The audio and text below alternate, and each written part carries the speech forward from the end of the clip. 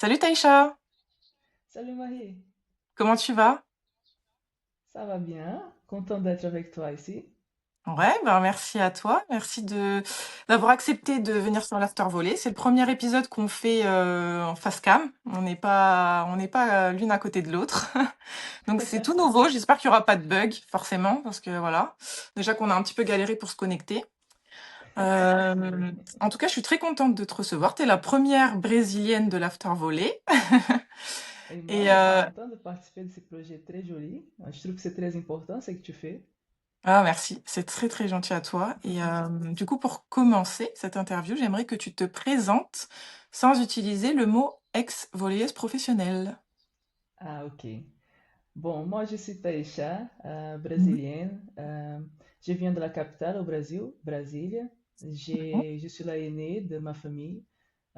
J'ai deux frères et une sœur. Bon, mon papa était pompier, ma maman travaillait dans les crèches.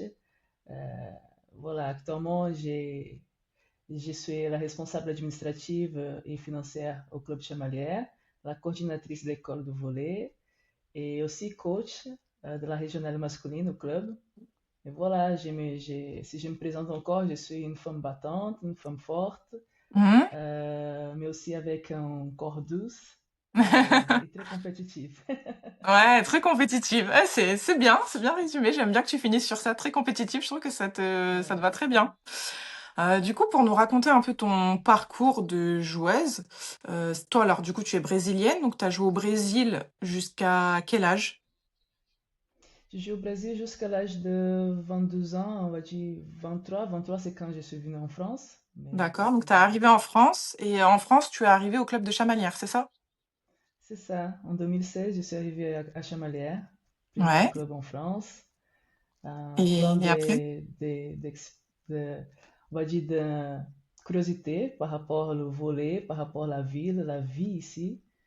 Et donc, c'était une expérience un peu avec beaucoup d'émotions, on va dire. Ah oui, beaucoup d'émotions. Tu es resté combien de temps à Chamalières? J'ai resté 3 ans à Chamalières, 3 ans, d'accord. précisément. Et donc c'était la proie. Donc tu découvrais en fait la proie féminine en France? Non, je suis arrivée l'année de la montée. En fait, je suis à la Ah montée d'accord, ouais. avec le club. Ouais. Ouais. Donc tu as Et connu la après, DEF. on a fait 12 ans en première division. D'accord, donc tu découvres en fait le niveau français à ce moment-là, le plus haut niveau C'est français ça. d'ailleurs.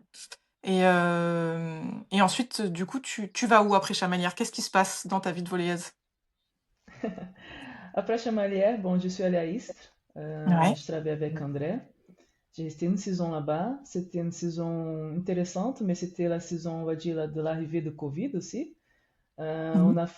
On était en train de faire une saison incroyable, en fait, une saison qu'on n'a pas perdu un seul match. Ouais. Mais avec l'arrivée de Covid, ça a tout bouleversé. C'était un peu compliqué à la fin. Je pense que pour tous, hein, pour le staff, pour les joueuses, on ne comprenait Ouais. pas trop ce qui s'est passé. Mais c'était une belle expérience. Travailler avec des autres Brésiliennes, c'était la première fois que je retrouve des Brésiliens en France, on va dire voler pour travailler ensemble Et t'étais avec avec l'équipe sa fille aussi, Portugais. non? Oui, j'étais avec sa fille, ouais, Ouais. c'était Mhm. super. Sa fille qu'on a Mais reçue dans l'after c'était, volley. oui, j'ai entendu, j'ai regardé tout l'épisode. Un Trop gros bien. bisou à sa fille. Sa fille. Oui, oui. Mais non, c'était une belle expérience. J'étais contente de travailler avec André parce que depuis mon arrivée en France, ici à Chamalières, à chaque fois, il me contactait pour voir s'il pouvait travailler avec moi. Donc, ma venue à Istres, ça a pris un peu de temps. Euh, C'était une bonne saison, mais on va dire vers la mi-saison, fin de saison, j'ai eu un souci avec mon épaule. Et il faut pas oublier que j'avais opéré mon épaule la première saison à Chamalières. Donc, en D'accord. arrivant à Istres, bon, là-bas, je travaillais beaucoup. Il y avait un gros travail de musculation, beaucoup d'entraînement et beaucoup d'ambition. C'était sympa. Par contre, j'avais un peu de mal avec la gestion de musculation parce que moi, j'avais déjà eu des soucis avec mon épaule, donc je faisais très attention. Donc, il y avait certains exercices que je pouvais pas ou je voulais pas faire parce que je savais que ça allait me pénaliser. Ou dans mon cas précis, Ouais. ça apportait pas beaucoup de choses. Donc, malheureusement, j'étais obligée de faire. Et voilà, j'ai blessé un peu mon épaule. J'ai pas fini la saison dans le terrain. C'était un peu compliqué parce que après avoir passé pour une opération pour l'épaule, tout ça, donc ça m'a marqué encore. Mhm. Mais voilà, c'était une belle saison. On a réussi à faire le job. Et après Istres, je suis allée à... Bon, il y a le Covid qui est arrivé. Et ça me donnait la volonté de préparer quelque chose après le volley. J'avais déjà pensé à ça. J'ai toujours été quelqu'un qui prenait au sérieux les études, mais aussi avec Mhm. le volley. Euh, donc, j'ai décidé de partir à Nîmes parce qu'à Nîmes, je savais que j'allais pas avoir l'emploi de temps, on va dire, la charge d'entraînement comme à Istres ou comme à Chamalières. Et cela pouvait me permettre de faire les études. Ouais. J'avais la volonté de démarrer en BTS, BTS SAM, support à l'action managériale. Mhm. Il faut préciser aussi qu'à mon arrivée en France, je parlais pas français, Marie. Bah oui, oui, Donc, bien sûr. Donc tu je parlais dois portugais, apprendre le ouais. français, c'est Ouais, ça, je ouais. dois apprendre le français, tout le processus. Et après passer le diplôme de langue française pour pouvoir espérer faire les études en France. Donc, dès que j'ai eu l'opportunité et la validation, bon, j'ai décidé de faire mon BTS. Donc, Et pour moi, c'était sympa parce que c'était un petit club, pas beaucoup d'ambition, beaucoup de difficultés financières, on va pas cacher.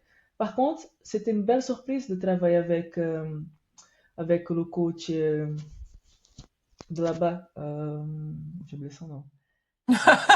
bon, on sait qu'il était bien, le coach de Nîmes, mais... Ah non, il était bien. En plus, ses Ouais. deux enfants maintenant font partie de l'équipe de France jaune, Maëlys D'accord, et Corentin. Mais c'est un d'accord. bon coach et il travaille très bien. Donc, en plus, j'ai travaillé avec une Brésilienne là-bas, c'était sympa. Mais pour moi, c'était une expérience que je savais qu'elle n'allait pas passer d'un an. Tu vois, j'avais vraiment fait ça exprès pour pouvoir reprendre mes études. Et voilà, après Nîmes, je suis allée à Sens. Et c'est là que j'ai été rencontré. Mhm. C'est là qu'on s'est C'est là connus, que ouais, j'ai on a fait une commencé. saison ensemble. C'est ça, c'est là qu'on a commencé à jouer ensemble. Et Mhm. c'était une saison un peu particulière pour moi parce que depuis mon arrivée en France, même si j'ai rencontré et j'ai croisé beaucoup de joueuses, de très bonnes joueuses compétentes, j'ai ce côté de battante que je cherche toujours à être dans le terrain. Je me dépasse afin de pouvoir apporter à l'équipe et de faire preuve à moi-même que je suis capable d'être titulaire dans le club.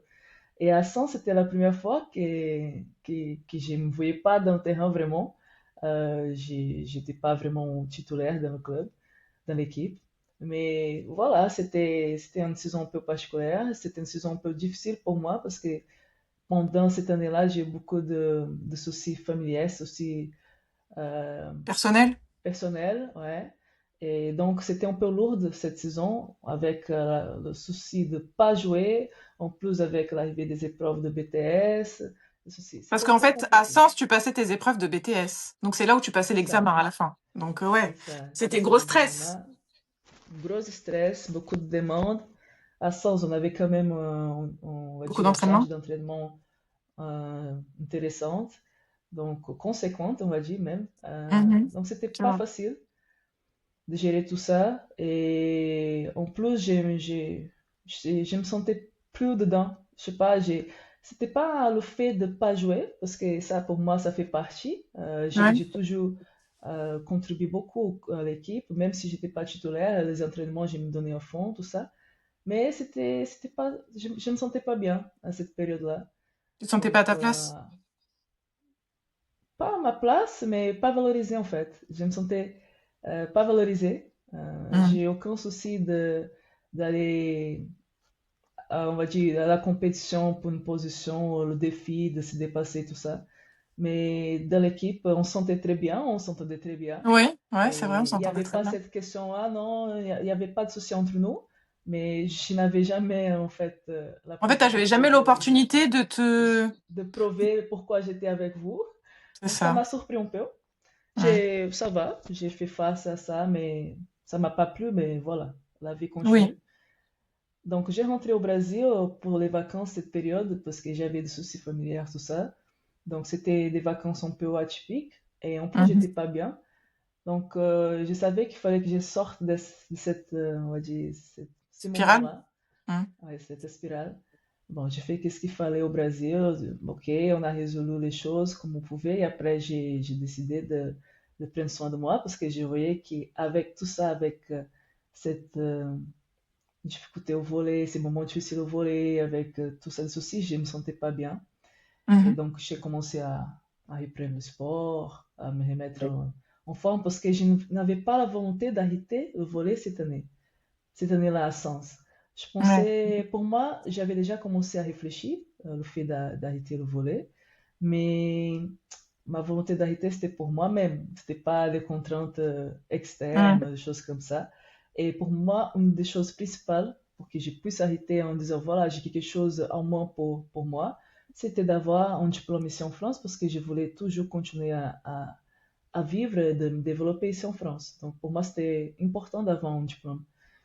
Et donc voilà, j'ai passé mes vacances au Brésil, tout ça, j'ai rentré et j'ai eu le contact pour jouer à Romans-Suizer. D'accord. Cette période-là, euh, bah, c'était Mais attends, parce une... qu'entre-temps, tu as passé tes épreuves d'examen, de BTS et du coup, tu as eu ton Voilà, BTS? non, en arrivant à Romans-Suizer, j'ai eu le résultat que j'ai pas obtenu mon BTS. Donc D'accord. c'est déjà quand même chargé. Je dis voilà, je dis bon. Donc en tout cas, j'ai espéré, Maria.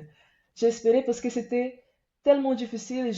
En fait, je savais de mes compétences, j'ai toujours su de mes compétences. Par contre, faire tout seul, sans connaître vraiment le fonctionnement français pour les épreuves, tout ça, Bien même sûr, si ouais, c'est à c'est ça. distanciel, il me fallait au moins une référence. Donc, je faisais ce que je pouvais, mais je savais que ça allait être très, très dur. Mmh. Bah, j'ai dit, OK, il n'y a pas de souci, j'abandonne pas et je ferai encore l'année prochaine. Mais par contre, quand j'ai eu la proposition Roman Suzer, et j'ai négocié quelque chose qui pour moi c'était important. Parce que pour moi, il manquait d'expérience on va dire, en dehors du volleyball. Donc j'ai dit, et si je viens chez vous, je souhaite pouvoir faire une alternance dans le cadre de ma formation, dans le cadre de mon BTS. Et là, ils Ouais. étaient d'accord. Donc ça, pour moi, c'était vraiment une priorité. Et dans ce sens-là, bah, j'ai signé un roman Césaire, je pouvais faire les entraînements et en même temps faire mon alternance. J'ai trouvé une alternance euh, bah, chez Carrefour, tout ça, en tant qu'assistant administratif. Et là, ça a changé un peu ma mentalité. Parce que je commençais à côtoyer des gens qui, bah, c'est pas vraiment du monde du sport. C'est Il y ça, avait ouais, en des dehors. autres demandes. J'étais sollicitée avec des choses différentes. Et Mmh. aussi, j'ai commencé à répondre d'une façon positive. Même pour moi, c'était une surprise de voir que j'étais capable de faire certaines choses. Ouais. Donc, ça m'a ouvert les yeux, on va dire un peu plus. Je commençais à regarder un peu plus large. Et après, je commençais à comparer. Ça se fait naturellement, hein. J'ai toujours été motivée au volleyball, j'ai adoré jouer. Par contre, je commençais à perdre le bris des entraînements. Pour moi, c'était pas intéressant. Et ça m'a choqué parce que toute ma vie, depuis que je me connais pour moi-même, aller à l'entraînement, c'était toujours la meilleure partie de ma journée. Ouais. Donc, aller m'entraîner, c'était toujours depuis que j'ai commencé le volley. Et à Romans Suizet, je commençais à perdre ce bris-là. J'étais pas content. Ok, on faisait une saison correcte, le groupe s'entendait très bien. Par contre, le club a commencé à avoir des soucis, il y a eu des changements pendant la saison. Pendant la saison. On a, on a eu le changement de président. Et là, il arrive des gens externes, plutôt des chefs d'entreprise, avec beaucoup de compétences, mais qui ne connaissent pas vraiment le monde du Le volleyball. monde du sport, ouais. Ouais, c'est ça, avec des questionnements qui parfois me faisaient... Parfois, je voulais rigoler dans le sens... euh, Attends, tu veux, attends, tu veux désolée, parler quoi? je te coupe, mais Ouais. il faut qu'on raconte cette anecdote parce que je pense que l'épisode aussi, il est fait pour ça, pour qu'on puisse raconter ce qu'on vit en inside dans le sport. Un jour, souviens-toi, tu m'as raconté une anecdote sur donc les dirigeants de ton club de romans à l'époque. Enfin, je sais pas si c'est toujours les mêmes d'ailleurs, mais en fait, un soir, vous perdez un match Ouais, on a perdu un âge. et ils vous demandent de faire la vaisselle et de pas partir tant que la vaisselle n'est pas faite et tant qu'en fait vous avez pas rangé le gymnase. En gros, c'est ça, si je puis dire. Ouais. Non, mais C'était, ça, enfin, ça c'est c'est des ouf. choses vraiment. Oh, j'ai vécu Mais ça. ouais, J'étais voilà, c'est jeune. des choses qu'on Mais vit que ça, les gens c'est. s'aperçoivent pas. Voilà, ça m'a marqué, mais ça m'a marqué pas vraiment pour cette courage de nous dire qu'on va faire de la vaisselle parce qu'on a perdu le match, parce que je trouve que c'est tellement déplacé. Euh, c'est tellement déplacé, ça n'existe C'est pas. votre Si on punition doit en être. fait. C'était voilà, c'était une punition, mais Voilà, c'est une punition qui va pas du tout. Enfin, je veux dire, les gens des fois, ils sont dans les clubs et après, comme tu dis, ils ont des compétences, hein, mais en fait, le monde du sport, c'est bah déjà, ils feraient jamais ça en entreprise. Tu vas pas dire à ton employé parce que il a pas fait le résultat qu'il fallait, bah maintenant tu vas faire le ménage alors qu'il y exactement. a des gens qui sont là pour faire le ménage. C'était ça, Voilà, ma tu vas faire le ménage dans principale. le bureau. Ouais. J'ai dit voilà, ok, on a perdu un match. En plus, on peut pas dire qu'on va gagner un match en avant, en avance, parce que là, il faut jouer quand même. Et c'était Bah un oui, match 3-2, on a tout donné dans le terrain. Et vous l'avez ben, on arrive perdu. au vestiaire, on allait, ok, près de notre douche, on avait la tête comme ça. Et non, les gens entrent dans le vestiaire, on a dit, mais voilà, attends, on va juste s'habiller, quoi. Et non, parce que c'était pas, bon, voilà, c'était pas normal, vous avez perdu, vous allez faire la vaisselle, vous allez ranger les choses à la fin. Et dans ma tête, j'ai dit, mais voilà, si vous voulez me faire une punition à nous, une punition sportive, voilà, démonter le terrain, courir, comme on a déjà fait, monter les escaliers, ça reste dans le cadre sportif. Mais on va jamais demander à un comptable qui a fait une erreur de faire la vaisselle, quoi. Pourquoi nous, Voilà, ouais, non mais c'est ça. sportifs, on C'est va ça. être comme ça? Donc, c'est quelque chose qui, d'abord, voilà, on passe par énormément de choses qui s'est tellement déplacé que le volet a commencé à perdre le bris pour moi, avec Mhm. ces choses externes, mais avec les choses internes aussi, dans le terrain. Euh, ouais, je prends un peu de temps pour parler du cas de Roman Suzanne, mais j'ai rencontré énormément de gens sympas et de gens compétents là-bas. Bien Par sûr, bien contre, on a sûr. vécu énormément de choses qui ça m'a marqué, et en plus, c'était, on va dire, vers la fin, et ça m'a beaucoup aidé dans le sens de dire, ok, stop, je veux faire autre chose de ma vie. Parce que je pouvais plus, j'étais déjà Ouais. bouleversée pour tout. Mais c'est vrai Mais que le c'est fait important ce que de... tu dis. C'est important Ouais. ce que tu dis parce que, en fait, on est beaucoup dans ce cas-là. Ce que tu soulignes, c'est, en fait, c'est pas vraiment, enfin, c'est parce qu'on vit, en fait, des situations assez compliquées des fois dans les clubs que, en fait, on est un petit peu, euh, enfin, enfin, on est un petit peu poussé vers la sortie. Parce Mhm. que si on vivait pas des choses comme ça, moi-même, je serais la première Impossible. encore en train de jouer. C'est parce qu'en fait, mes 2 dernières saisons ont été compliquées et ça arrive à tout le monde. On vit tous des choses compliquées. Mais c'est des fois des choses, en fait, ça va trop loin. Ça arrive à des moments de nos vies où c'est pas forcément bah, le bon moment. Et en fait, on se dit, bon, bah, moi, pour ma santé mentale, pour ma santé physique, pour ma santé, tout simplement, je préfère arrêter le sport, le volley, ce que j'aime le Mhm. plus au monde pour en fait me préserver parce qu'en fait, on voit certaines choses et on n'est pas en accord avec ce qui se passe. Ouais. Et toi, j'ai l'impression que c'est un peu ton processus, comme en fait beaucoup d'autres filles et beaucoup de filles que j'ai pu entendre, beaucoup de filles qui se sont livrées aussi sur le podcast. C'est un peu ça. C'est à la fin, c'est bon, stop. Ou alors je ralentis, je descends d'un niveau, je vais voir ailleurs dans un club où il y aura moins peut-être de d'exigence ou d'ambition dans un petit club, mais au moins je pourrai moi prendre soin de moi, de ma santé et de ma reconversion. C'est surtout ça aussi, c'est la reconversion. Mhm. Oui, c'est à peu près ça. En fait, à Romans-Suzette, j'ai joué le dernier match, mais je n'avais pas vraiment la certitude que j'allais arrêter là-bas. Parce que le volley me plaisait, tu vois, mais Ouais. c'est, on va dire, dans le cadre que j'étais, tout ce qui s'est passé, parce que vous avez entendu aussi tous les choses qui s'est passé au club à la fin, on va dire, des choses très très sérieuses et qu'on évite de parler, on a même peur de parler des choses comme ça. Mais j'étais là dans cette équipe cette saison et cette chose-là m'a affecté énormément comme toutes les autres joueuses parce que bah, on dit mais moi même jamais pensé un truc comme ça. Donc on était tous dépassés. En plus des choses qu'on vécu pendant nos quotidiens, il y avait ces choses-là aussi. Donc c'est dur de voir ton rêve parce que si j'ai quitté le Brésil, si je suis loin de ma famille, je ne suis pas la seule, hein, il y a beaucoup de joueurs étrangers. Ouais, Ça, c'est bien une sûr. passion, c'est une vie, c'est un rêve. On a fait on a passé par énormément d'épreuves jusqu'à arriver là. C'est parce que je souhaite continuer dans ce chemin et c'est une vie, quoi. Après, quand tu te retrouves dans une situation qui, ça va pas, les gens jouent avec ton rêve ou valorisent pas de tout ton rêve, ça, c'est normal qu'on reste un peu démotivé et qu'on se dit pourquoi on est en train de faire ça. Je suis pas là pour passer pour des choses comme ça. Et j'ai vécu ça ici, mais j'ai vécu ça un peu au Brésil aussi, des soucis au club et un peu partout. Mais le volley, c'est ma passion et c'est quelque chose que j'ai vite compris. Je voulais, même après ma carrière, continuer à travailler avec le volley. Donc, le fait d'avoir vu ces choses dans les clubs m'a beaucoup aidé à faire mon choix pour la suite.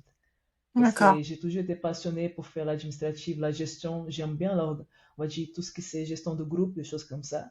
J'ai toujours été une joueuse de groupe. J'ai jamais été sur la lumière, sur la, on va dire, la star, mais je faisais le boulot sale, comme on dit, dans le terrain, et je faisais très bien mon boulot. Euh, mais je voulais quand même contribuer à ce sport d'une façon ou d'autre. Donc, j'ai dit, bon, voilà, j'espère continuer dans le sport. Je ne savais pas vraiment comment j'allais trouver le moyen pour faire ça après ma carrière de joueuse. Mais je Hmm. commençais à réfléchir sur ça, pour voir si je pouvais contribuer d'une façon, je sais pas, externe, événementielle, administrative, Ouais. gestion. Mais je ne savais pas comment faire, parce que je Ouais. connaissais pas vraiment le fonctionnement français, comment il fallait faire pour entrer dans une université, le processus, tout ça. Et du coup, quand tu décides, alors, tu es un roman, tu décides d'arrêter après, alors j'imagine le processus, il met un peu de temps, et cetera, mais après donc tu arrêtes. Et est-ce que tu te voyais rester en France ou tu voulais retourner au Brésil? Comment c'était un peu dans ta tête? Tu te vois faire ta vie ici ou à un moment donné, tu sais que tu vas retourner au Brésil? Bah, j'ai arrêté à Roman Suizer, mais j'ai décidé au dernier match, hein. Pour dire la Mmh. vérité, je savais pas. J'ai là, au dernier match, j'ai dit voilà, je me vois pas faire ça hein, l'année prochaine. Donc après ça, j'avais pensé aussi à la possibilité de revenir au Brésil, de pouvoir travailler au Brésil. Mais Mmh. après à cette période, j'avais déjà presque 6 ans en France, 6 ou 7. Après 7 ans en France, on s'habitue, en fait, on, on vient membre du système, on va dire. Je me sentais vraiment pas française, mais je fais partie. Donc, Bien je ne sûr. voulais pas vraiment revenir au Brésil, parce que même quand je rentre au Brésil, les gens disent, Taïcha, t'es plus la même, hein. Ah ouais? T'es pas brésilienne, qu'est-ce que tu veux? T'es trop Mais, française! ouais, trop française pour eux. Donc, j'ai dit, mais c'est pas possible. Mais je voyais pas ça, ce retour de revenir au Brésil et de vivre hein, à ce moment-là. Par contre, j'ai eu quand même des propositions pour jouer et tout ça. Donc, c'est des choses qui m'ont tenté, j'ai vu. Mais j'étais dans une période qui, mon idée, c'était de continuer à faire mes études, de pouvoir établir quelque chose que j'ai toujours pensé avant. Quand j'étais plus jeune, Marie, je disais, mon rêve, c'était de devenir joueuse de volleyball. Ok, Mmh. j'ai vécu mon rêve. Ouais. Et mes copines savent, je disais, bah, je m'imagine pas jouer au volley jusqu'à 45 ans ou 42 ans. J'ai à 30, 33 ans, dans 32 ans, j'allais arrêter, c'est sûr, parce que j'ai toujours j'avais l'image que je suis beaucoup plus qu'une joueuse. Et ça, c'est quelque chose qui m'accompagne toute ma vie, hein. J'étais joueuse, c'était un choix de vie. Par contre, je suis pas seulement une joueuse, je peux faire énormément de choses. Je sais que j'ai beaucoup de compétences et de qualités et j'ai l'envie d'apprendre. Donc, je peux me développer dans plusieurs sens. Et donc, je voulais me défier dans ce sens aussi de faire autre chose. Donc, pour cela, j'ai trouvé que c'était le moment parfait pour arrêter. Et après, pour reprendre les études, bon, j'ai dit, ok, à Roman Suizer, je vais faire mon alternance, je vais gagner en compétences, je vais passer mes examens. Et voilà, c'est très bien passé parce que Donc tu as eu ton il manquait BTS? juste, j'ai eu mon BTS, c'était bon. Et en ayant mon BTS, j'avais parlé avec à l'époque, c'était mon préparateur physique ici à Chamalières, qui c'est aussi un enseignant STAPS. Euh, j'ai dit que j'avais la volonté de continuer à faire les études. Elle dit, mais Taïcha, tu savais, il y a une licence management du sport et tout ça. Je dis, mais je connais pas. Elle dit, non, il y a ça à Clermont-Ferrand. Pourquoi tu ne postules pas? Voir si tu peux être prise. Et je dis, mais je connais pas la procédure, je voulais bien, mais il dit, mais t'inquiète, je vais t'aider et tout ça. Mais en fait, on était dans la période de fin d'inscription, en fait. C'était avant le dernier jour. C'était drôle, hein, parce que c'était jusque Oui, 2 jours. tu à la fin de l'inscription, quoi. Tu étais au Et dernier c'est jour ça. avant de Et là, pouvoir il dit, t'inscrire. bah, il va falloir qu'on se dépêche. Il m'a beaucoup aidé pour ça. m'a montré tout ce que c'est Parcoursup, des choses comme ça. Je connaissais pas à l'époque. Bah oui, il faut Donc, connaître le système vraiment, et toi tu le connais pas forcément. Puis c'est c'est ça. même si tu parles très bien français et que tu l'écris maintenant aussi, j'imagine que parce qu'au début je me souviens tu me disais c'est dur d'écrire en français, le parler ça va, Ouais, mais l'écrire c'est compliqué. J'imagine que maintenant tu te débrouilles très bien, mais même dans un pays, enfin quand c'est pas ta langue maternelle, de comprendre comment est-ce que ça marche. Déjà l'administratif en France c'est compliqué, on vous l'accorde. Mais de comprendre comment est-ce que ça marche, de pouvoir bah, remplir le dossier, de pouvoir le remplir correctement, de ouais, l'envoyer à la bonne adresse, de trouver la bonne adresse. Enfin, oui, bref, c'est ouais. tout un parcours du combattant C'est un limite. Et pour chemin de quelqu'un d'étranger, c'est combattant, encore plus c'est vrai, compliqué. pour une joueuse ou n'importe qui étranger qui souhaite passer pour ça, c'est pas évident. C'est Donc pas j'ai eu évident, ouais. vraiment son aide et on va dire c'est une sorte de mentor, quoi. Il m'a beaucoup aidé. Et voilà, on a envoyé le dossier et après on a eu la réponse disant bah si j'y passe, si j'ai obtenu mon BTS, je pouvais être prise pour la deuxième année en licence management de sport. Donc là, ça allait tout vite. Après, voilà, le résultat de BTS, j'ai été prise en management de sport. Et voilà, il fallait aménager à Clermont-Ferrand à nouveau. Et j'ai dit, D'accord. bon, Donc ok. là, pour reprendre, du coup, donc t'es arrivé en France, t'es arrivé à Chamalières. Et là, Ouais, tu finis un peu donc tu finis ton cursus au niveau du volley, etc. T'es à Romans-sur-Isère. T'as ouais. ce préparateur physique qui te dit viens faire ta licence à Chamalières et donc tu retournes à Chamalières pour tes études cette fois-ci. Et du coup, au début, c'est pas pour jouer au volley que tu y vas. Non, pas du tout pour jouer le volley. Ouais. C'était vraiment dans la logique de reprendre les études et d'avancer dans mon parcours de reconversion, de D'accord. pouvoir passer la licence en management du sport. Et voilà, donc il fallait aménager à Clermont-Ferrand. J'étais à Romans-sur-Isère cette période. Il fallait finir mon alternance qui allait jusqu'à août.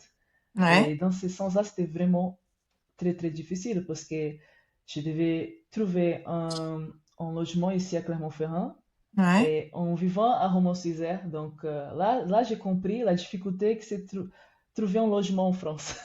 On va dire là, c'était la galère Ouais, totale ouais, parce que ouais. parfois j'ai dit ok, j'ai regardé plein d'appartements et j'ai parlé avec les propriétaires et disant voilà, mais ils disaient non, il faut faire l'entretien aujourd'hui, cet après-midi à 14h. Mais j'ai dit monsieur, j'ai vu à Romans-sur-Isère, est-ce qu'on peut caler une date? Non, non, non, il y a beaucoup de demandes, tout ça. Donc c'était C'est ça. vraiment très, très difficile et Et je en savais plus, pas comment. tu étais étudiante. Enfin, tu n'avais pas de, à ce moment-là, tu n'avais pas de contrat de travail quand tu cherchais un appartement. J'étais, on va dire, fin de contrat de joueuse. J'avais Ouais. mon contrat en tant que joueuse et j'avais mon contrat d'alternance. Donc c'est T'avais un autre ça. contrat Mais d'alternance, du coup? ouais, j'avais un contrat d'alternance avec l'entreprise et un contrat de joueuse. Après, le souci, c'est que bah, je deviens étudiante. Bah, je sors de ces cadres de Ah bah joueuse, oui, oui, alternance, voilà. tout Tu ça, sors, hein. cette sécurité, et je passe à étudiante. Mais oui. Donc voilà, c'était vraiment très très difficile. Et je ne trouvais jamais de logement parce que je n'étais jamais sur place. Et je parle avec mon chef à l'époque, chez Carrefour, et il dit on va faire une intervention à Clermont-Ferrand pour ouvrir un nouveau magasin et tout ça. Et j'ai demandé de venir avec l'équipe de terrain, pour vérifier les choses qu'il fallait faire dans le magasin, mais aussi pour pouvoir être sur place et passer les entretiens, les visites d'appartements. Donc là, on avait une semaine et j'ai dit, c'est maintenant ou jamais. Ouais, Donc, c'est fort, hein. bah, j'ai trouvé un ici et j'avais même plus d'espoir parce que c'était vraiment difficile. Et finalement, je suis tombée avec quand j'ai fait ma visite, la personne qui vivait dans cet appartement, et elle dit, bah, ici, c'est des enseignants stables, c'est des gens qui sont plutôt dans ton domaine. Et donc, peut-être si tu parles dans ce sens-là, je dis ok, je vais essayer. Et finalement, ça a passé vite parce que quand j'ai commencé à dire que j'allais faire les études en STAPS, management du sport, je dis ah, mais moi j'étais enseignante, tout ça, donc ça matchait vite fait. Et voilà. Mais c'était pas facile du tout, tout ce que c'est, comme on dit, il faut trouver la caution, Bah oui, oui, c'est les démarches les en fait joindre. administratives qui sont compliquées. Et toi, en plus, t'es étrangère, tu connais pas beaucoup de monde, t'arrives dans une... Bon, la ville, tu la Voilà, connais, mais appeler je veux dire, votre tu connais parent pas. pour faire le. Vas-y, ton parent peut être garant, mais j'ai mes parents sont au Brésil. Voilà, tes parents sont au C'était la Brésil, ouais. folie. Ouais. C'était une Bah ouais, folie, donc. j'imagine. Et donc du coup, bah t'arrives à Chamalières, donc pour ta reconversion, etc. Et maintenant, tu travailles dans le club de Chamalières. Donc explique-nous un peu comment ça s'est fait la connexion avec le club à Chamalières et entre ton statut d'étudiante et maintenant ton statut de salarié au sein du club. Ouais. Bon, mon premier, on va 12e année de licence, il fallait de toutes les façons que je trouve un job, mais j'étais Ouais. pas vraiment en lien avec le club. Bien sûr, les gens me connaissaient ici. J'avais même sondé le club pour voir s'il y avait quand même l'intérêt d'avoir des encadrants à l'époque, parce que je dis, bah, il faut que je trouve un job, et tout Mhm. ça. Mais le club était, on va dire, avec son staff de salarié complet. Donc, dans ce sens-là, j'ai dit, bah, il faut que je trouve un job. Et j'ai trouvé un travail dans une entreprise de services informatiques à temps partiel. Ouais. Et la seule chose que j'ai négociée, c'est de pouvoir combler mes heures pendant les cours, parce que j'avais cours, on peut sauter, 8 heures, 10 heures, après pause de 10 heures jusqu'à, et j'ai repris à 14 heures. Donc, j'ai essayé de parler, disant, voilà, je vais essayer de combler mes heures comme ça. Ils ont accepté. Et donc, ça m'a permis d'avoir un peu d'argent, mais cette transition-là, c'était pas facile. Même pour trouver le travail, c'était pas évident parce que j'étais encore à Romans-sur-Isère. Donc, je suis venue faire un entretien juste pour ça. J'ai me déplacé juste pour l'entretien. Après, j'ai rentré à Romans-sur-Isère. Donc, voilà. J'ai m'établi à Clermont-Ferrand, logement, tout ça, travail, et je commençais mes études. Première année, bah, j'avais pas vraiment lien avec Chamalé à ce moment. Je venais regarder les matchs, je venais voir les gens, parce que je connais beaucoup de monde et tout. Mais je n'étais pas encore associé à, on va dire, salarié ou staff au club. Et pendant cette période-là, il fallait que je passe un stage. J'avais un stage obligatoire à faire dans ma formation STAPS. Donc, j'ai demandé de faire au club. Et là, ils ont accepté. Donc, je fais mon stage au club. Et bah, c'est pendant l'année. Et la dernière année, bon, je commençais à entraîner à Rion. À Rion. C'est une ville à côté. J'entraînais Ouais. des jeunes filles et des jeunes garçons, 15 et 18 ans. Et D'accord. c'est là que commençait l'aventure avec, on va Le dire, coaching. la démarche de coaching. Ah, on Parce y que j'ai arrive. jamais, voilà, voilà. J'ai jamais pensé à être coach. Je pense que les gens me connaissent un peu mon caractère. Bah, je maîtrise, mais je suis quelqu'un qui vit les choses. Donc, je dis, mais je ne me voyais jamais en tant que coach. Par contre, avec le temps, avec l'expérience que j'ai eue à Lyon, avec le groupe, tout ça, j'ai commencé à remarquer que j'avais quand même la pédagogie, qui parfois manque sur certains coachs. On va dire la vérité, qui manque même. Ouais, Donc, cette ouais. pédagogie, cette écoute, des choses comme ça. Donc, ça a commencé à me plaire. Et j'ai resté dans la première année à Lyon. Je fais mon premier parcours avec les jeunes. On a perdu presque tous les matchs. C'était une équipe que personne ne voulait. Et Oh, moi, j'ai pris, on a chut. gagné le dernier match. Voilà, et j'ai dit, voilà, les filles, c'est comme ça. L'année prochaine, les choses vont changer. C'est un travail, une construction. C'est comme ça, le volley. Il faut prendre le temps pour apprendre Bien sûr, et ouais. tout ça. Et bon, cette dernière année avec cette équipe, bon, on a fait la finale avec Chamalières, on a gagné de Chamalières. Donc L'histoire, elle est folle. voilà, Elle est folle, c'était quand l'histoire. même, C'est trop bien. c'est rigolo. Ouais. Et c'est joli parce que dans ma vie, j'ai vécu ça quand j'étais plus jeune. J'ai participé d'un tournoi au Brésil et on a joué avec des grands clubs, tout ça. J'étais très Ouais. jeune. On a perdu pour tous les clubs, on a perdu. Ouais. Et le coach disait, t'inquiète pas, on va travailler pendant un an. Et après, tu vas revenir ici et on va faire la revanche, tout ça. Pendant un an, je pensais que à ça. J'ai dit, ok, t'inquiète, j'ai encore quoi, un parcours à faire, mais l'année prochaine, on va se retrouver. Et j'ai réussi à gagner ces championnats. Donc, quand j'ai vécu ça avec ces filles-là, j'ai vécu un peu ce que j'ai passé quand Ah, j'étais plus jeune. ouais, Et c'est c'était super beau. drôle. Pour moi, ça m'a marqué. Donc, Ouais. après ça, dernière année de licence, et Chamalière bah, commence à dire, bah, on veut bien que tu reviennes dans le staff, on a besoin de quelqu'un avec des compétences en plus du sportif, mais dans la partie de gestion de coordination de groupe. On veut Ouais. bien quelqu'un comme toi. Mais voilà, ça a commencé à se sonder des deux côtés. Moi, j'ai commencé à jouer un peu avec l'équipe pro. J'ai fait la pré-saison avec l'équipe professionnelle. Bah, je connaissais tout le monde. Moi, j'ai gardé quand même un bon niveau de volley. C'est juste que je voulais pas vraiment entrer dans ce monde-là encore. Donc, je faisais les entraînements. J'étais content de participer. Ça me plaisait énormément, des entraînements avec l'équipe pro. Mais avec la demande de dernière année en licence, c'était pas possible. Et dans ma tête, c'est quelque chose que j'ai appris en étant déjà ici, c'est qu'on peut quand même concilier la formation en STAPS avec les entraînements, avec, on va dire, les entraînements, les matchs pro. Mmh. Dans ma tête, c'était pas possible, hein, parce qu'au Brésil, moi, j'ai dû même arrêter ma formation en biologie là-bas parce que je pouvais pas m'entraîner, jouer, il y avait trop de déplacements. Mais ici, il y avait des aménagements, il y avait une sorte de planning différent, donc c'était possible. Et ça, cette information, je ne savais pas vraiment. Mais de toutes les façons, j'étais déjà dans une autre vision de ma vie. Donc, Oui, toi, tu étais pas, déjà en fait pas dans ta vraiment. reconversion, etc. Donc, tu étais plus focus au niveau volley, ça t'intéressait vraiment pas trop, plus trop, on va dire, le volley à ce Non, niveau-là. Toi, ce que tu non, voulais, c'était du coup, bah voilà, obtenir ta licence. Et surtout, maintenant, en fait, tu t'es découvert une passion pour le coaching, en oui. fait, si on peut dire ça. Donc, en fait, le volley, en On fait, peut c'est dire. tout. Ouais, on peut dire ça. Donc, le volley en tant que joueuse, c'est plus ta première passion. Maintenant, en fait, c'est d'être passé du côté Mhm. coaching à côté, en fait, des joueurs et des joueuses, et c'est de les C'est ça. accompagner dans leur apprentissage, carrément. C'est ça, c'est exactement ça. Donc voilà, et bon, j'étais pris à Chamalières pour cette année, pour cette saison. Je suis salarié au club. Et là, je m'occupe de l'école de volley. Donc c'est tout ce que c'est la formation des jeunes. Et c'est quelque chose qui me plaît énormément, que j'adore faire.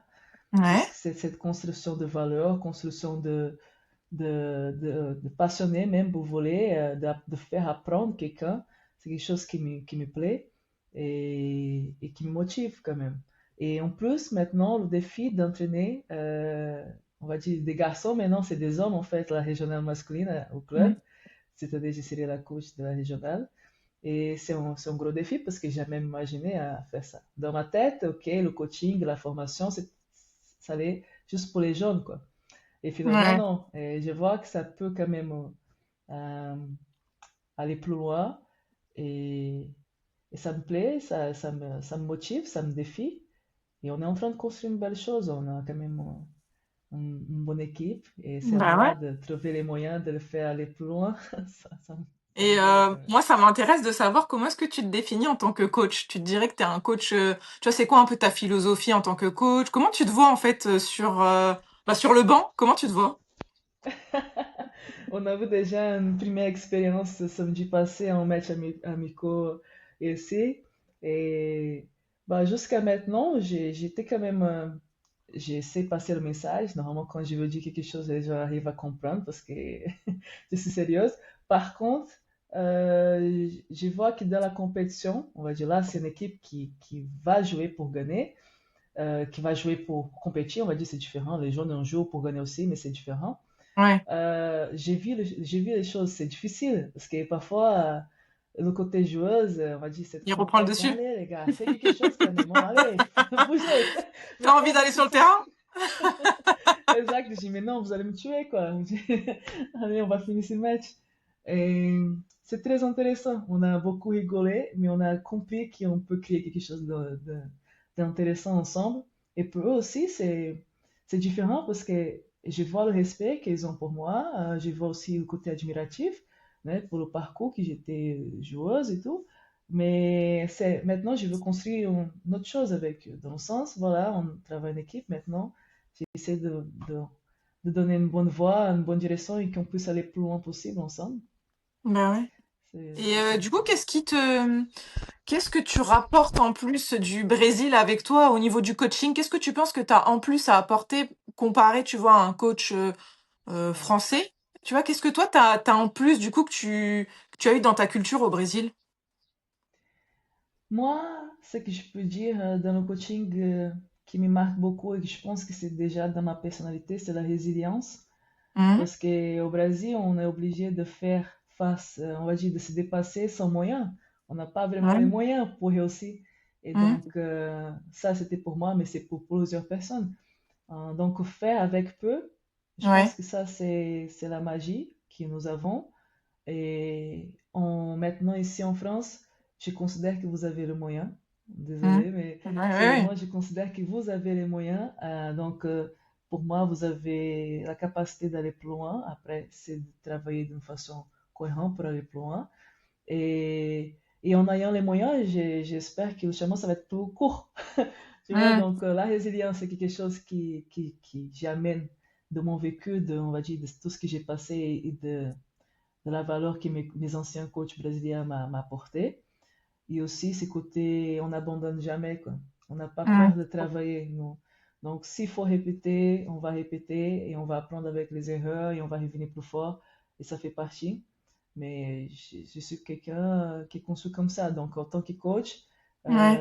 j'ai dit tout le temps, il n'y a pas de souci de faire des erreurs. Après, c'est la façon de faire les erreurs à un certain niveau. Moi, j'ai dit, bah, il y a une manière de faire l'erreur. Mais pour la formation, j'ai dit, allez, on profite maintenant. C'est maintenant qu'il faut faire les erreurs, l'entraînement, on apprend, on se dépasse, on essaie. Et à le match, on va juste apporter ce qu'on a déjà appris, ce qu'on a acquis. Euh, c'est pas là-bas qu'on va inventer. Moi, je pense Mmh. comme ça. Ouais. Donc, voilà, mais je m'inspire beaucoup de mon coach formateur que j'ai eu quand j'étais plus jeune. C'est un coach qui moi, j'ai dit, il avait quand même le choix de faire plein d'autres choses, mais c'est quelqu'un qui a toujours s'intéressé pour faire la formation, de travailler avec des gens qui n'avaient aucun moyen. Parce que moi, je viens d'une famille très simple, aussi comme la plupart des joueurs qui étaient avec moi à cette période. On n'avait pas de moyens et lui, il me donnait des possibilités, d'opportunités et faisait, en fait, il m'a fait comprendre que parfois, il ne faut pas attendre l'opportunité. C'est à nous de faire l'opportunité. Tu vois. Fallait la Donc, chercher, ouais. moi, c'est ça. Donc, j'étais conçue comme ça. Ouais, en Et fait, vous, voilà, au j'ai Brésil, vous avez une fait comme ça. approche plus, est-ce que tu pourrais dire ça, une approche plus déterminée ou d'aller se créer l'opportunité, d'aller taper en fait limite aux portes pour se montrer et alors qu'ici c'est peut-être un peu moins comme ça. Je sais pas comment est-ce que tu vois un peu les deux cultures, tu vois, culture française et culture brésilienne au niveau du volley. Qu'est-ce qui change en fait pour toi? Qu'est-ce qui t'a déjà marqué en fait peut-être quand t'es arrivé en France aussi? Hmm. Bah, il y a une grosse différence. Hein. Pour moi, il y Hmm. a une grosse différence on va dire, la culture volley-ball Brésil et la française. Actuellement, en France, vous avez des super équipes quand même. Bon, le masculin au volley, c'est les meilleurs aussi actuellement. Les filles, elles ont fait un super parcours et tout. Hmm. Mais dans la formation, Ouais. c'est quelque chose de péculier, en fait. Et pour moi, même étrangère, de dire ça, c'est même bizarre parce que, en fait, c'est quelque chose qu'on a tous remarqué. Il manque un travail de formation. Ok, vous avez les crêpes, vous avez les pôles, tout ça. Mais aujourd'hui, par exemple, ici dans ma région, on ne peut pas dire que nous avons une joueuse de la région qui est en train de briller un peu partout. Ouais, Donc, c'est super intéressant ce que tu c'est dis. quelque Ouais. chose qui m'a marqué. Et j'ai dit, voilà, on a quand même un pôle à Lyon, on n'est pas loin de Toulouse. Et pourquoi on n'a pas, bien sûr, à Chamalières, ça se fait maintenant, un travail de formation. On a beaucoup de jeunes françaises pour donner de temps de jeu, pour qu'elles ont, on va dire, gagné un peu plus d'expérience, pour pouvoir briller un peu ailleurs, dans l'équipe de Hmm. France. Mais quand on parle des jeunes, c'est pas du tout pareil. Et la chose que je vois au Brésil, c'est qu'on est focus à la formation. On a moins de coachs, on va dire, formateurs avec cette compétence vraiment pour travailler avec les jeunes, mais on focalise beaucoup sur la formation dès très tôt. Et, et aussi l'application, on va dire la manière de faire. Je me rappelle, c'est quelque chose qui m'a marqué quand je suis arrivé en France, quand j'ai commencé à jouer à Chamalières, par exemple, dans le jeu, tout ça. Dès qu'on faisait une erreur, ou par exemple, il y a une erreur d'un collègue, tout ça, ça fait partie du jeu, mais c'est comme si on pouvait pas dire, on pouvait dire, oh, oh, allez, on pouvait pas, quoi. C'était un peu, Ah, tu veux dire que non, tu pouvais pas dire qu'elle avait fait l'erreur? je trouvais très doux, en fait. C'est comme Ah si, oui. non, laisse comme ça, ah, vas-y, ça va aller. Et au Brésil, non, ben, on est un peu plus incisif, quoi. Je parle de la partie compétitive, c'est pas la formation là. Quand on joue, voilà, c'est un collègue qui est pas en train de faire, un collègue qui est pas en train de, coéquipière qui est pas en train de faire son job, bah, on n'a pas peur de dire, vas-y, tu veux jouer ou pas, ou tu veux gagner ou pas, parce que sinon il y a une prochaine là qui veut faire ton job. Et on n'a Ouais. pas ça. Et même dans les conflits d'équipe, Ouais. on est plus dans la, on est plus cash, quoi. On va pas attendre pour parler après, pour parler avec Ouais. Ouais, mais avec c'est ma vrai, collègue qui va parler avec le coach, tout ça, on va pas perdre de temps avec ça. non, mais c'est vrai que c'est intéressant ce que tu dis parce que moi, je sais qu'on me l'avait déjà. J'ai eu comme coach à Mougins Maritari qui a joué en Italie, etc. Et elle Mhm. me disait, tu vois, alors elle était très, très, bon, très, c'est pas strict le mot, mais c'est très à cheval sur. Je t'ai dit de te mettre là, il faut que tu sois là. En fait, c'était pas. Je t'ai dit de te mettre sur le T. Si t'es pas sur le T, enfin, tu vois, c'est grave, tu vois. Elle nous reprenait. Mhm. Et je sais qu'à un moment donné, j'avais une conversation avec elle où elle me disait qu'en Italie, en fait, elle avait été formée comme ça. C'est-à-dire que la coéquipière, elle te voyait ne pas avoir, par exemple, je dis n'importe quoi, ta base 1.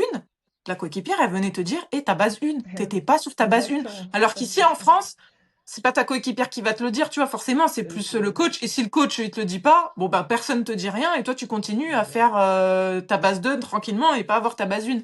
Et donc, du coup, elle me disait, non, non, en Italie, t'es passeuse, la réception, elle arrive pas, enfin, ou même une relance, enfin, plus particulièrement les relances. Toi, en tant que passeuse, tu vas voir la relanceuse et tu lui dis, la relance. C'est Mhm. pas, oui, la prochaine, c'est pas grave. Comme tu dis, un peu en France, on a ce truc, on C'est se dit, ça. allez, on On laisse encourage, passer. on laisse Mhm. passer, et la prochaine, tu l'auras. Non, là, c'est direct, c'est, tu fais une relance, elle doit être propre, elle doit être bien. Et la prochaine, ok, là, tu l'as ratée, certes, la prochaine, elle doit être bien. Mhm. Et c'est elle aussi Et qui m'avait moi, un peu initié à ça, quoi, qui m'avait dit non, mais en fait, si tes coéquipières elles sont pas bien placées, c'est aussi à toi de les remettre. c'est exactement ça. Nous, au Brésil, c'est dès la formation parce que on a choisi de travailler, mais on a choisi un sport collectif. Et si je veux gagner, il faut que tout le monde à mon côté ait cette même vision, dans le sens, il faut qu'on travaille en équipe, là, les gars. Bah, si tu dois être là, tu dois être là. Et chacun avec son rôle, de façon qu'on puisse marquer le point et gagner le match. Ici, au début, j'ai un peu de mal parce que en plus, je parlais pas français. Donc, Oui. je suis arrivée ici sans parler français. Je savais que jouer le volleyball. Donc, s'il fallait faire, qu'est-ce qu'il faut faire? C'est servir à gauche, à droite. Le coach, à l'époque, à tout le monde, il faisait que ça, comme ça. Je servais là-bas parce qu'il ne savait même pas que c'était gauche-droite. Mais, mais on avait un peu de mal. Il fallait tout le temps aller la prochaine, la prochaine, la prochaine. Et moi, j'étais conçue dans le sens, non, non, la prochaine, rien. Voilà, c'est maintenant. Il n'y a pas la prochaine. Je veux pas la prochaine. Je veux maintenant. Tu veux Donc, maintenant, ça, ouais. c'est quelque chose qui j'ai vu que le début, c'était un peu différent pour eux. Mais de voir aussi comment fonctionnait l'ambiance des entraînements, c'était un peu différent pour moi. Après, j'ai dit ça, Chamalais tout le monde a toujours beaucoup, beaucoup travaillé, donc les entraînements étaient chargés. Je trouve que, bon, pour dire la vérité, le premier mot que j'ai appris en français, c'était même pas bonjour, c'était fatigué. Hein. Ça, Fatiguée, parce d'accord, que ok. tout le temps, mon prénom c'était fatigué. Allez, appelle la fatiguée tout le temps, parce que je disais, mais c'est pas possible, on s'arrête jamais. Ouais. Au Brésil, c'est pas comme ça? Non, on s'entraîne beaucoup, on s'entraîne beaucoup. Au Brésil aussi. Je me rappelle, je m'entraînais trop fort de la journée même quand j'étais jeune. Et non, on s'entraîne beaucoup. Après, nous s'entraîner beaucoup, ça fait pas peur. On veut même s'entraîner beaucoup. D'accord, Donc, mais c'était tu un peu sentais une ça. différence entre les entraînements, on va dire à la française et les entraînements au Brésil? Tu te sentais quoi au Non, Brésil? Plus vraiment. fatigué? Non, j'ai senti plus technique. Bon, en moi, je parle d'où j'ai entraîné. Par exemple, à São Paulo, quand j'ai joué à São Paulo, on avait des séances. On se focalisait beaucoup sur le jeu, on va dire, fond de jeu. On faisait tout ce que c'était beaucoup, beaucoup de réception, beaucoup, beaucoup de relance, beaucoup de défense. Et l'attaque, bah, on faisait pas autant. Et ça, c'est un peu rigolo parce que quand je suis arrivé ici, on faisait énormément d'attaques. On attaquait, on attaquait, on attaquait. Et bon, on faisait beaucoup de défense. Au Brésil, on regardait les vidéos. Et ça, c'est quelque chose qui m'a marqué aussi. Euh, on a regardé beaucoup de vidéos des équipes comme Thaïlande, Japon. Et c'est un peu atypique parce qu'on ne va pas regarder la Russie. Normalement, on regarde Russie, Italie, hein, les grands. Mais non, on regardait beaucoup les Thaïlandais, les Ah, ok, votre Japonais influence, c'est plus l'Asie, quoi. pour le jeu de défense, de contre-attaque. Parce qu'à cette période-là, on n'avait pas vraiment des grands. On va dire, Hmm. maintenant, même les jeunes sont énormes. Mais à cette période-là, on se basait sur le jeu de contre-attaque et la vitesse des bras. Donc, on jouait avec bloc-out, tout ça, mais avec la puissance aussi. Et même dans ma culture, moi-même, Taïcha, quand j'étais jeune, j'avais quand même une certaine capacité d'attaquer en vitesse avec le bras vite, tout ça. Et pour moi, mon inspiration, c'était les Cubanes. Hmm. J'adorais le jeu des Cubanes. Donc, la force, la puissance, l'attaque. Quand il y avait Brésil-Cuba, j'étais pour Cuba. Et les gens voulaient me tuer. Ah Mais bah, ouais, ouais. Bah, c'est un peu à l'image aussi, là tu me parles de la taille, etc. Mais l'autre fois, je regardais le match Brésil-France dans les championnats du monde et Gabi, qui est une des meilleures réceptionnelles attaquantes, elle est pas très grande. Et et Gabi, elle est Gabi, on s'est exceptionnelle. croisés en championnat brésilien je pense, 2009. Et j'ai joué contre sa sélection. Elle vient de, si je ne me trompe pas, elle vient de Minas Gerais. Non, je sais pas si c'est São Paulo ou Minas Gerais. Mais on a joué contre. On a perdu 3-2. Et je me rappelle d'avoir joué contre elle. J'ai dit, voilà, la meuf, elle a fait la même taille que moi à cet âge. Et après, quand je vois, c'est la capitaine de l'équipe nationale, tout ça, mais mérité, parce que c'est quelqu'un qui travaille énormément. Et elle fait ma taille. Elle a fait ma taille. Ouais, c'est ce qu'on se Donc, disait du coup avec une copine, on se disait mais franchement elle est pas si grande que ça, mais en fait elle a bossé. Puis en fait c'est pas parce qu'on se disait en fait on se faisait une réflexion, c'est qu'en France tu vois ça a commencé il y a longtemps, mais maintenant ça commence un peu à mhm, changer. Mais si t'es grande t'es centrale, si t'es petite t'es ouais, passeuse de libéraux. Et en fait, ça laisse pas l'opportunité parce que tu as des gens comme Gabi qui ont quelque chose de plus et qui ont bossé aussi. Elle était talentueuse, j'imagine, de base, mais elle a bossé hein, très dur. Bah, en fait, mm, tu peux être petite et être une des meilleures à ton poste. Alors, on va nous dire oui, mais c'est Gabi, c'est voilà, c'est une exception parmi d'autres. Mais non, en fait, parce qu'il y a plein de gens qui, si en fait on les fait bosser et qu'on les laisse avec leur qualité à leur poste, je suis sûre qu'ils peuvent exploser. Enfin, il y a des centraux, des fois, c'est des petits centraux, ils font pas forcément 2 mètres. Les passeuses, des fois, ben, il y a des grandes passeuses, parce que souvent on dit que oui, c'était grande, machin, tu vas pas aller à la passe, mais moi j'ai déjà vu des passeuses dans les autres équipes nationales, elles sont grandes et elles sont performantes. mhm, Et à l'inverse, enfin, je veux dire, il n'y a pas que, c'est pas par rapport à la taille, on va te dire, alors c'est sûr, si tu fais 1m60, on non, va pas te mettre au centre, mais je veux dire, voilà, c'est la preuve que même en étant petit, tu peux réussir à très très haut niveau. exactement. Et ça, c'est quelque chose d'intéressant que tu parles, parce que la formation, là, il y a une différence. Au Brésil, ok. Maintenant, je sais pas parce que je suis pas tout le temps, je pars pas tout le temps Oui. maintenant faire les stages là-bas. Mais avant, le petit et le grand, on passait partout, hein. On faisait le jeu de libéraux, on faisait le jeu de passion, on faisait le jeu de recette 4, on faisait le jeu de pointu. Il n'y avait pas vraiment cette notion, tu es petit, tu vas être libéraux, toi, tu es grand, tu vas être pointu. Non, moi, perso, j'ai commencé au centre, j'étais pointu, j'ai fait recette 4, j'ai joué un peu comme libéraux. Donc, j'ai pouvais faire un peu de tout. Et ça, c'est quelque chose qui, dès très tôt, mon coach à l'époque de formation, il m'a fait comprendre. Si tu veux jouer avec sa taille, le volley va évoluer, il disait très tôt, il va falloir savoir faire bien presque tout. Donc, il faut Bah oui, mais faire en plus, ça se bien, il faut voit se dans s'assurer. ton, ça se voit en fait dans ta palette d'attaque, parce que moi j'ai joué avec toi et comme je suis passeuse, forcément je sais, mais ça se voit que tu es capable d'attaquer en rapide, tu es capable d'attaquer, de venir tu vois, sur une tête en arrière, tu es capable de faire plein de Mhm. choses. En fait, tu as une palette d'attaque qui est vraiment ultra complète. Et c'est vrai que ça, quand t'es passeur, bon bah c'est génial parce que tu peux faire plein de choses, tu peux créer, enfin, tu te régales, donc ça c'est cool. C'est ça. Donc, Et, maintenant que j'entraîne, on va dire que j'ai coach, que j'ai forme, bah voilà, je fais pareil parce que pour moi, c'est quelque chose que c'est nécessaire. Après, si c'est pas vraiment une philosophie de la formation française, bah voilà, j'ai fait en prenant en compte ce qui pour moi c'est important, en développer chez les jeunes et aussi pour qu'on ait quand même des joueurs un peu plus complets. Parce qu'aujourd'hui, on est tous presque, tous les joueurs sont presque dans une case. Toi, tu es le grand de 1m80, je sais Mhm. pas combien. Toi, tu es le pointu, tu tapes fort, pointu. Toi, tu es un peu à centraux. Donc, ça, c'est très dommage parce que tu donnes même pas l'opportunité de développer des autres compétences, C'est des ça, autres qualités, en d'être fonction plus complet. qu'au fil du temps, la personne va être plus complète. Mm. Et donc, pour moi, ça, c'est un conflit, c'est normal.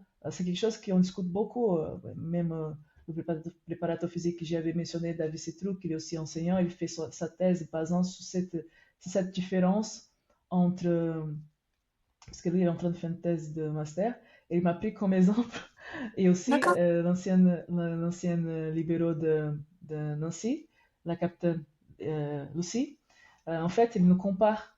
Et il fait, voilà, on a la même situation et on compare le jeu de la vision, on va dire, ma façon d'aborder la situation, pourquoi j'avance, pourquoi j'attends pas, j'inspecte pas vraiment les consignes, c'était à propos de ça, c'est juste que moi, je voyais les T'anticipes? choses, moi, je les prends, j'anticipe. Et elle respectait exactement ce qui était prévu, on va dire, le système.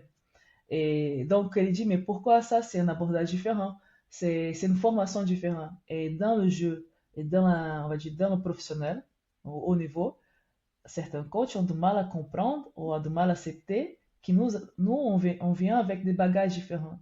Par exemple, Mhm. j'ai aussi ma formation de Brésil, et dans ce sens-là, dans l'équipe, il va falloir comprendre que parfois j'ai cet instant que j'ai pas cherché ces ballons parce que nous, on était conçus disant voilà, même si j'ai vu que c'est allé de prendre celle d'or là, moi je vais le prendre, hein, t'inquiète pas. Donc, pas de respecter le système tout le temps, c'est pas vraiment ça, de pas respecter le système, mais Oui, c'est c'est pas quand le c'est bon pas mot, ça. c'est pas que tu Ouais, respectes pas, c'est que t'anticipes certaines situations de jeu, et en fait, t'es pas dans le cadre. C'est un peu, tu vois, je vais prendre un exemple, mais je pense que les gens pourront comprendre, c'est un peu comme Erwin Ngapet. Ngapet, on c'est le laisse exact. faire parce que lui, en fait, il se place pas là où t'as dit de le placer. Lui, il se place parce Ouais. que là, il a vu que, en fait, le Oui, gars, enfin exact, c'est voilà, tout comme. il Mhm. a ce truc en fait en lui. C'est vrai que Erwin, c'est ça qui plaît aux gens, c'est un peu cette folie, c'est que tu vois des fois il est capable d'attaquer des balles qui viennent de n'importe comment, n'importe où et qu'il marque le point. Et c'est pareil, j'avais regardé quelque chose à un moment donné, il y avait je pense un reportage sur lui et c'est exactement ce que son coach lui disait en fait de l'époque. Il disait mais Erwin, on peut pas lui dire de se placer là parce qu'en Non, fait non, lui il va voir quelque chose que toi t'as pas vu forcément. Enfin, et du coup, non. il a en fait sa sensation de joueur, c'est-à-dire oui, le mec, il a l'habitude d'attaquer au-dessus du bloc et donc du coup, il faut que tu te places loin. Mais là, à ce moment-là, en fait, quand tu joues, t'es face à quelqu'un qui lui aussi joue avec toi. Donc peut-être qu'il va pas Exact. attaquer comme ça parce qu'il va voir que toi, tu t'es adapté à lui. Et donc Erwin, il a cette adaptation. Je pense que c'est ça en fait que vous avez en plus, c'est une adaptation sur le terrain et en fait, vous attendez pas, en fait, vous n'avez pas une approche académique ou très scolaire où on te dit tu te places là et donc nous on se place Exact. là. Non, vous en fait aussi vous jouez avec l'adversaire et c'est ce qui fait un peu aussi enfin je reprends hein, mais parce que j'ai joué avec toi, t'as ce petit grain aussi quand tu vois on joue avec toi. Bah, en fait, t'es capable de faire tellement de choses que, ouais, Taïcha, elle attaque comme ça, mais en fait, à un moment donné, t'arrives et tu fais autre chose. Mais parce qu'en fait, t'as cette palette qui est assez conséquente, et donc, du coup, tu peux te permettre de faire ça. Et donc, du coup, alors, des fois, ça marche, des fois, ça marche pas. Il y a des matchs où t'es pas Exact. dedans, il y a des jours où t'es pas dedans. Mais, c'est vrai que, tu vois, c'est agréable parce qu'en fait, quand toi, en tout cas, on joue de ton côté, c'est qu'on se dit, eh ben, en fait, elle va jamais faire la même chose parce que l'équipe en face, bah, elle s'est adaptée. Et donc, en fait, bah, à un moment donné, ok, si elle s'est adaptée sur la ligne, bah, nous, on va essayer jag, on va essayer petite jag, on va essayer autre chose. Et ça, je parle à l'attaque, mais c'est pareil pour la défense. Tu vois, je trouve ça hyper intéressant, en fait, ce que tu dis et votre approche au Brésil qu'on n'a pas en France. Et où en France, je pense que oui, comme tu dis, c'est plus académique, c'est plus scolaire, Mhm. c'est plus, ok, on m'a dit de faire ça, je le fais comme ça et je bouge pas. Ouais. Et j'ai oublié de mentionner, mais bon, ok, j'ai obtenu ma licence, mais actuellement, je suis aussi en train de passer un diplôme d'État en DGEPS, Hum, spécialité volleyball. Donc, pour vraiment valoriser tout ce qui est, on va dire, mes compétences ta amoureuses, formation. autant que maintenant pour le coaching. Et ça, c'est quelque chose qu'en formation, bah, c'est normal, ça me taquine, parce que je vois, là, je vois vraiment comment c'est cadré, dans le sens, il faut pas sortir des lignes, là. Même le langage, par exemple, euh, il faut dire, tu veux un ballon haut, tu demandes en jaune, voilà, quand on fait la passe et on oriente le corps, on utilise les mains, on utilise aussi les jambes, c'est pas que les mains qu'on fait la passe, non, ma passeuse, c'est comme ça. Ouais, ouais, ouais, Donc, t'as raison, hein. langage du corps, orienté, nanana, et on va dire, je peux utiliser, donne le temps de jeu, voilà, fais la hauteur de ballon, fais la courbe, on donne une courbe sur ce ballon. Mais non, en formation, il faut vraiment appliquer, on va parler de deux fois la hauteur de la mie, trois fois la hauteur de la mie. Bah, moi, je peux pas utiliser ce langage. Moi, perso, ok. Moi, perso, je peux pas utiliser ce langage avec une jeune. Je trouve que c'est pas parlant. Tu vois, il faut donner quelque chose qui ça va être plus parlant. Et là, c'est là que tu vois que c'est vraiment académique. Parce que si je dois parler comme ça avec un jeune, bah, trois fois la hauteur de la mie, et le temps qu'il va calculer ça, ça c'est déjà passé le ballon. Tu vois, donc c'est comme Ouais, ça c'est que vrai, je non, mais pense. c'est intéressant ce que tu dis. En fait, vous, c'est simple et efficace, quoi. Tu te dis, écoute, moi, je veux un ballon haut, fous-moi le ballon haut. moi je veux un ballon un peu plus tendu, il faut moi le ballon un peu plus tendu, quoi. En gros, c'est ça, quoi, vulgairement parlant. Après, oui, le ballon haut aussi, pour certains, ça veut rien dire. Mais vraiment, faire une courbe, donner une orientation en direction, voilà, faire une courbe, une cloche, une chose comme ça, c'est plus parlant pour les jeunes. Agora, trois fois la hauteur d'un mille, deux fois la hauteur d'un mille, c'est quelque chose qu'on va utiliser en écrivant. Parce que dans la vie quotidienne, Tu parles pas comme ça. je me demande vraiment que les coachs qui en vont en première division ou en élite parlent comme ça. Et c'est quelque chose Moi, j'ai déjà qui, entendu, en hein. formation en France, t'as déjà entendu? Ah oui, moi j'ai déjà entendu 2 fois la hauteur de la mire. Ah oui, oui, bien sûr. Ah oui, des coachs qui parlent comme ça, ouais, ouais. Bah, je pense qu'en fait que c'est dans leur formation. J'ai jamais C'est 2 fois entendu. la J'ai hauteur de jamais la entendu. mire. J'ai appris ça, on va dire, maintenant en formation. Bah oui, Après, parce que t'es en c'est des formation, mais du choses. coup, les coachs enfin, que moi j'ai eu, ils ont dû avoir la même formation que toi. Et moi, c'est des choses que, bah, moi, ça me parle. J'ai déjà entendu ça, 2 fois la hauteur de la mire. Mais je parle pour les jeunes. Bah, ok, nous, on va comprendre. Nous, on Oui, va vous, oui, mais je comprendre. comprends ce que tu veux dire. Mais Mais les jeunes que vous coachez, imagine ouais, un c'est pas jeune la de même 9 chose. ans, 10 ans, voilà, deux fois la hauteur de la mienne. Le temps qu'il va calculer, le ballon déjà passé. Et du coup, c'est quoi tes objectifs, on va dire, à long terme en tant que coach? Tu voudrais quoi, prendre une équipe plus tard en pro ou peut-être pas, hein, juste entraîner, faire de la formation qu'avec les jeunes, avoir un centre de formation? Bon, maintenant ici à Cham, nous avons aussi le centre de formation qui Hmm, débute cette saison. ok. Mais mon objectif perso, Marie, actuellement, c'est de répondre bien sur ce que j'ai m'engagé. Parce que Mhm, pour moi, déjà, pouvoir vivre ce que je suis en train de vivre, le fait d'entraîner et de travailler dans la gestion, c'était mon projet. Et pour dire la vérité, c'est quelque chose que je voulais bien faire, je me voyais bien faire. Faut que je dise quelque chose que j'ai vécu aussi. Bon, pendant ma, on va dire, la période que j'ai travaillé en entreprise informatique, avec mhm, ces aménagements de temps, il y avait un moment donné une période de vacances à l'université, mais comme j'ai dû partir pour faire un stage à l'université, il fallait que je rattrape mes heures. Et là, j'ai dû vraiment travailler pendant la semaine. On va dire de lundi à vendredi, de 9 heures jusqu'à 18 heures. La semaine, 35 heures comme tout le monde fait normalement. Et ça m'a marqué parce que j'avais jamais vécu 35 heures comme ça dans un bureau. Voilà, ça m'a perturbé. Et donc, quand je suis arrivée à la maison à la fin de cette semaine, j'ai appelé ma mère. J'ai dit, maman, j'ai compris une chose. Elle dit, qu'est-ce qu'il y a? Et j'ai dit, bah, j'ai compris que je ne suis pas fait pour travailler dans le bureau de 8 heures par jour assis. Mon truc, c'est oui, j'adore la gestion, mais à un moment donné, je vais faire ce qu'il faut faire pour l'organisation et après, je vais donner l'entraînement et je vais suivre ce qu'il faut faire pour le circuit physique des gens, tout ça. J'aime bien ces partages-là. J'aime pas mhm. seulement faire le boulot. Donc, pouvoir faire ça que je suis en train de faire aujourd'hui, pour moi, c'était mon projet et je souhaite faire bien, répondre aux besoins, on va dire, apporter au club, même comme j'ai Oui. apporté au terrain, je souhaite apporter au club maintenant avec une nouvelle casquette. Mhm. Et la partie coach, bah, je développe de plus en plus parce que j'adore le défi. Donc, je ne me voyais vraiment pas coach, mais je vois que ça fonctionne, ça plaît aux gens. Et si ça plaît aux gens, c'est-à-dire que c'est la bonne voie, quoi. Donc, pourquoi pas? Donc, on verra bien. On verra bien. Ouais, tu verras où est-ce que tu atterriras au fur et à mesure. Et, euh, et du coup, si tu devais donner un conseil à une jeune joueuse qui souhaite quitter son pays d'origine et venir jouer dans un pays étranger, que ce soit la France ou autre, quel conseil tu pourrais lui donner, toi, en tant que, ben, du coup, étrangère qui est venue et qui s'est installée maintenant en France, etc. Moi, j'ai dit que la paire, ça, c'est juste. C'est un bon signe quand même, parce que si on n'a Ah, pas pas, peur. si on n'a pas Mm. la peur, ouais, ça fait partie. Bien sûr qu'on va être hésitante, mais ça va être la meilleure expérience avec plein, plein de défis, avec plein, plein de moments agréables. Et donc, il faut vraiment vivre ça, se permettre de vivre ça. Euh, euh, Penser aussi à compter avec, à être entouré de bonnes personnes, ne pas avoir peur de s'exprimer, de se faire connaître dans le sens de qui tu es, mais pas vraiment la joueuse, parce qu'il faut comprendre aussi on a une fille, on a une femme derrière la joueuse, Mm, bien sûr. et voilà. Donc, pas avoir peur, essayer de profiter, dans le sens d'apprendre, de grandir. parce que je parle pour moi, hein, c'est pas parce que j'ai décidé de vivre en France, mais c'était la meilleure décision que j'ai faite de ma vie dans le sens de, de venir jouer en France parce que d'abord j'ai vécu mon rêve, je voulais jouer en première division et au Brésil j'ai jamais réussi à jouer en première division. Et après, c'est la personne que je suis devenue en passant pour énormément d'expériences.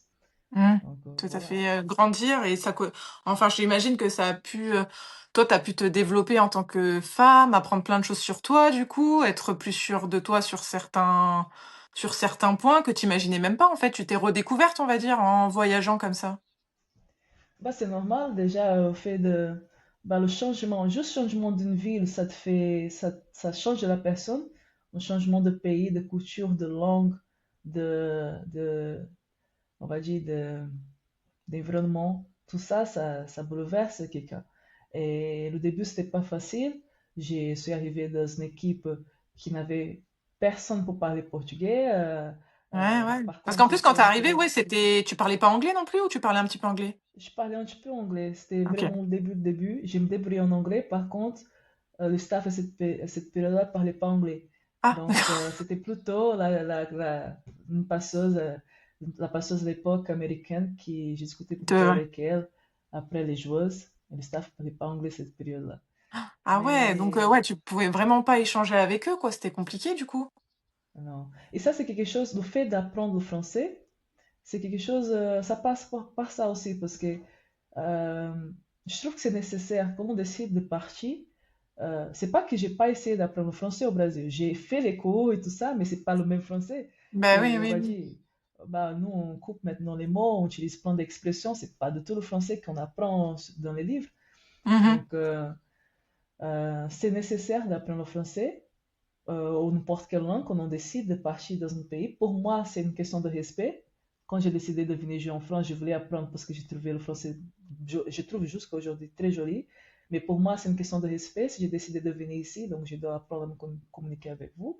Mais en plus de ça, c'est de pouvoir faire euh, se connaître. En fait, je voulais juste que les gens connaissent moi, Taïcha, mais pas la joueuse. Parce que dans le terrain, on a une personne. Voilà, je m'exprime différemment, tu vois. Mais je voulais que les gens, quand je discute avec quelqu'un, que les gens puissent me comprendre, voir qui je suis. Et que parfois, Ouais, cette pour la vision de connaître. la femme fermée, ou dans le sens de je suis très sérieuse dans le terrain, ou très compétitive, que quand on discute, tu verras, je suis tout le temps avec le sourire, on rigole et je suis accessible. Mais, et même pour les joueuses, pour nous, pour nos échanges, pour connaître, pour pouvoir partager ça, parce qu'une saison, avec tout ça de femmes, avec tout ça de filles, c'est lourd quand même. On passe énormément de temps ensemble. Parfois, on ne veut même pas voir la personne à côté. Bien sûr, Mais c'est ouais, ça de pouvoir s'exprimer. c'est ça. Donc, Ouais, c'est franchement, c'est très juste ce que tu dis, je trouve, sur, apprendre à communiquer et en fait, c'est pas simplement, oui, pour échanger avec les gens, mais c'est aussi pour que les gens puissent apprendre à connaître toi, Taïcha et pour que toi, tu puisses mhm. t'intégrer après dans les différents clubs et même dans ce que tu vas faire après par la suite. Franchement, c'est super intéressant. Franchement, j'ai adoré ce que tu as pu dire sur le Brésil et la France. C'était un trop bel échange. Et bah, pour finir, j'aimerais que tu me dises quelle, fille tu souhaites, écouter sur l'after volley? Quelle reconversion tu souhaites écouter? De qui? Bon, bon, moi, je souhaiterais écouter ici Kathleen Gates. D'accord. C'était une des passeuses, l'ancienne passeuse de Chamalières, Ouais, aussi américaine, mais qui s'installait en France. Donc, OK. je voulais bien entendre pourquoi elle souhaite rester en France, tout ça. Et maintenant aussi, je veux bien entendre Nana Chujang, la Ah peinture oui, qui était à Mulhouse, ouais, qui a joué pendant longtemps la capitaine emblématique des Chamalières. Donc voilà, après j'ai plein d'autres noms, mais ces deux-là, je pense que ça va être très intéressant pour les gens qui nous écoutent de comprendre et d'entendre le parcours. Aussi, ouais. comme pour certains aujourd'hui, ça va être drôle d'entendre un peu mon parcours et de voir qu'est-ce que je suis devenue après les terrains. Bah, je suis pas très loin des terrains, Oui, mais voilà, tu ce que je toujours un suis peu en sur les face, terrains, hein? c'est un autre moment. Et c'est exactement ça que je voulais faire, pouvoir continuer à travailler avec le volet. Et maintenant, on verra bien que ça va devenir, mais je pense que je suis dans la bonne voie, en espérant pouvoir porter un jour le volet français en utilisant mes astuces un peu brésiliennes, ou de faire une mélange, Ah! pourquoi pas. Ouais, trop ouais, Euh, j'espère aussi, bah, pouvoir voir ça en vrai. J'espère un jour pouvoir te voir coacher, d'avoir la chance de voir ça. Mais en tout cas, je te remercie pour ce super échange, pour, ta disponibilité et pour avoir partagé ton parcours qui est vraiment très, très inspirant. Il y a plein de choses que j'ai redécouvert, mais il y a plein de choses que j'ai aussi, découvert de ton parcours que je ne savais pas. Donc merci beaucoup, beaucoup Taïcha. C'était trop Merci à chouette. toi, Maë, pour l'invitation. Je trouve que ton projet est vraiment magnifique. Je trouve que c'est très Merci. intéressant. C'est une belle chose ce que tu es en train de faire, donner le temps, l'espace pour que les gens puissent parler un peu de notre parcours, les difficultés déjà d'être joueuse, parce que on a fait un choix de vie, on a vécu tout ça, et maintenant abandonner, c'est pas vraiment abandonner, mais lâcher prise et passer à autre Oui, chose, c'est pas lâcher évident. prise. Et ça, c'est, on va dire, cette période de reconversion, c'est quelque chose qui, pour certains, c'est vraiment un moment très, très difficile. En plus, quand c'est pas planifié, parfois, il y a certains qui n'ont pas de choix. On est blessé et tout ça, bon, je dois arrêter. Mais dans mon cas, c'est quelque chose qui, j'avais la volonté d'arrêter. Après, il y a plein de choses qui m'ont poussé aussi après cette décision. Ça fait 2 ans que j'ai arrêté le volet. Et voilà, mais c'est ma passion. Pourquoi pas, de temps en temps, je m'entraîne, je tape certains, j'ai mis le feu dans les entraînements et ça reste toujours un plaisir d'être dans le terrain. Par contre, je veux bien vivre autre chose. Je pense que, comme nous tous, la vie évolue et j'ai envie de faire autre chose. Et voilà, c'est pas un souci de passer à autre chose. Ça fait partie de Ouais. la vie, ça. Ouais, bien sûr. Bah, écoute, je te souhaite plein, plein de bonnes choses. Merci. Et puis encore merci d'avoir partagé tout ça et à très, très bientôt, j'espère. Merci à Salut! toi. Bisous, bisous.